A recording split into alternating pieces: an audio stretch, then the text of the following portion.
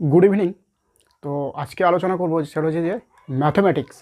Mathematics মানে হচ্ছে যে কোনো কিছুর হিসাব করা বা কোনো কিছুকে ক্যালকুলেট করা বা কোনো কিছুকে পরিমাপ করা, সেটাকে আমরা ম্যাথমেটিক্স বলছি। We call it mathematics. এটাকে আমরা ম্যাথমেটিক্স বলছি।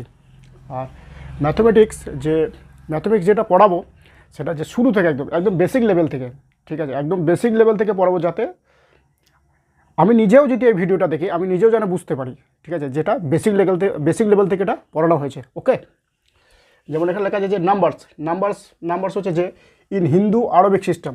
এটাকে বলছে যে হিন্দু আরবিক সিস্টেম।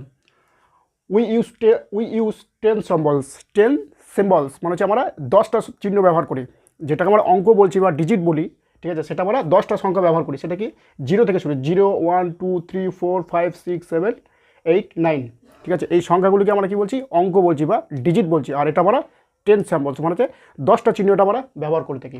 তাহলে উই কল দেম ডিজিট, এগুলোকে আমরা সংখ্যা বলছি। এটাকে যেমন যে সংখ্যা নিউমেরো যেটাকে বলছে, যেটা আমরা সংখ্যা কীভাবে করব, এটা কী বলছে যে নিউমেরো যেটাকে বলছে যে a number is denoted by a group of digit.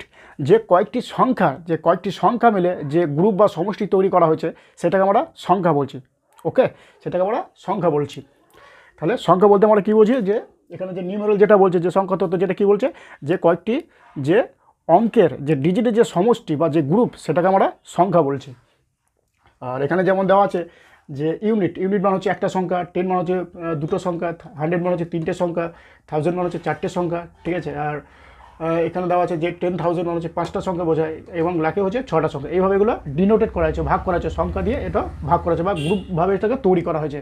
যেমন এখানে লেখা হয়েছে যে এই ঘরটা যদি বলি যে 5,36,749, ঠিক আছে। এইভাবে সব এগুলো ডিনোটেড করা হয়েছে। যেমন একটা 16,08,304, যেমন এটা দেওয়া হচ্ছে যে 6 crore, এটা দেওয়া আছে যে 6 crore 5,14,000, ঠিক আছে। এখানে 14,089 এইভাবে এগুলোকে ভাগ করা হয়েছে, যে গ্রুপ বা একটা দলে এগুলোকে ভাগ করে এগুলোকে বোঝানো হচ্ছে সংখ্যা তত্ত্বটাকে।